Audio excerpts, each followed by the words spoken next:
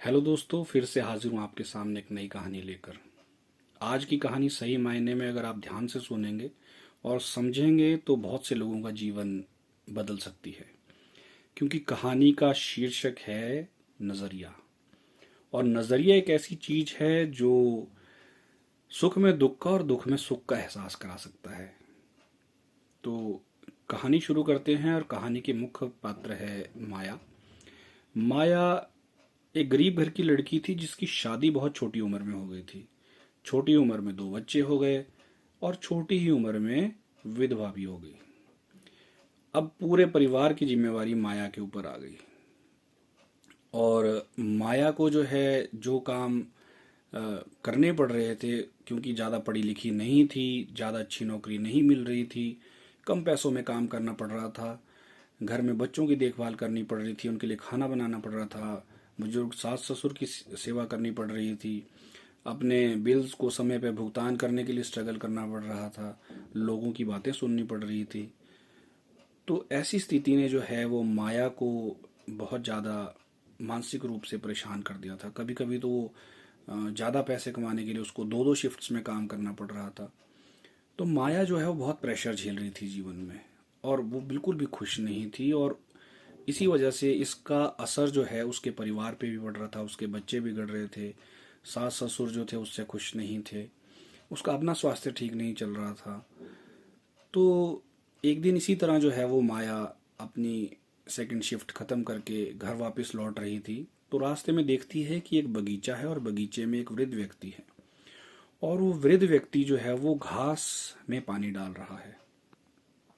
तो माया जो थी वो बहुत थकी हुई थी और वो चाह रही थी कि वो घर वापस जाए और कुछ देर आराम करे, लेकिन कौतूहलवश जो है वो खुद को रोक नहीं पाई और उस वृद्ध व्यक्ति के पास जाकर उससे कहती है कि मुझे आप मूर्ख प्रतीत होते हैं। लोग फूलों को पानी देते हैं, आप घास में पानी डाल रहे हो।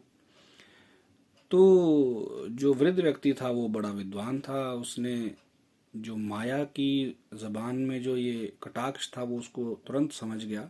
और वो समझ गया कि ये महिला जो है मानसिक रूप से थोड़ी अस्थिर लग रही है, तभी ये इस प्रकार के शब्दों का प्रयोग कर रही है।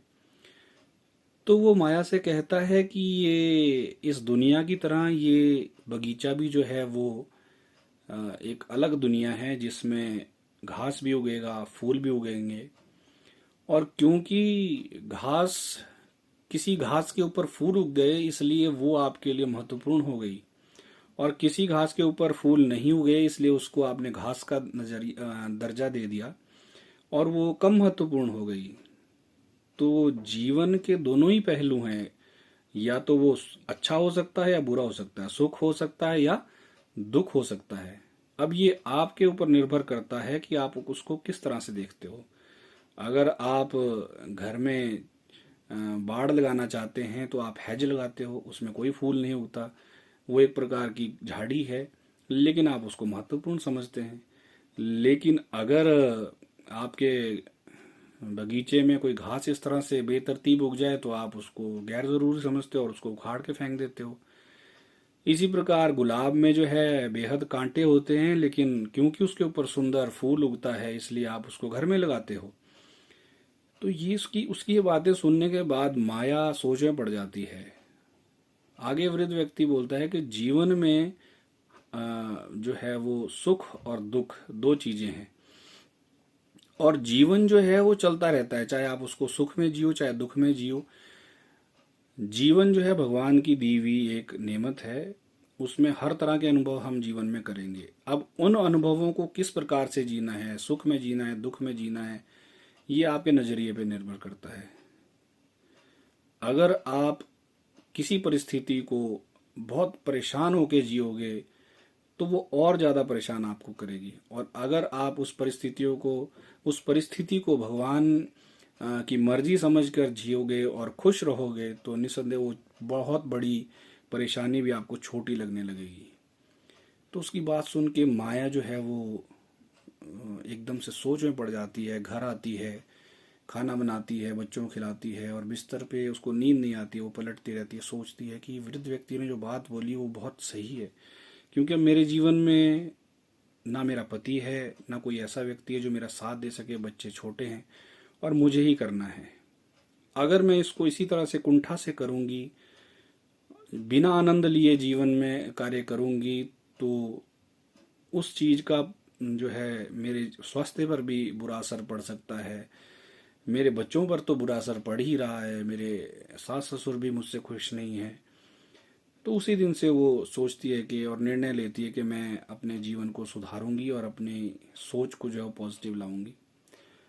तो माया वही काम जो पहले वो किया करती थी दुखी हृदय के साथ या परेशान होके, उसी काम में जो वो इंटरेस्ट लेना शुरू करती है और धीरे धीरे उसके जीवन में चेंज आना शुरू होता है। उसके बच्चे, वो अपने बच्चों के साथ समय बिताती है, अपने सास ससुर की सेवा करती है, उनके साथ बातचीत करती है, लोगों से मिलती जुलती है और धीरे धीरे उसके जीवन में जो है वो बदलाव आना शुरू होता है। उसके बच्चे अच्छा पढ़ने लगते हैं, पढ़ लिख कर बड़े हो जाते हैं, अच्छी नौकरियों में लग जाते हैं, कमाने लग जाते हैं और उनके घर की परिस्थितियां जो है वो धीरे धीरे बदलने लगती हैं।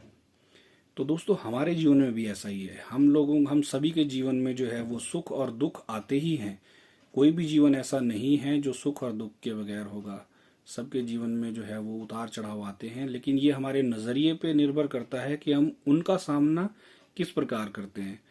क्या हम ये सोच लेते हैं कि ये जो है दुख जो है, हम भगवान हमें सिर्फ दुख देने के लिए हमें पैदा किया है, तो हम और ज़्यादा दुखी होते चले जाते हैं।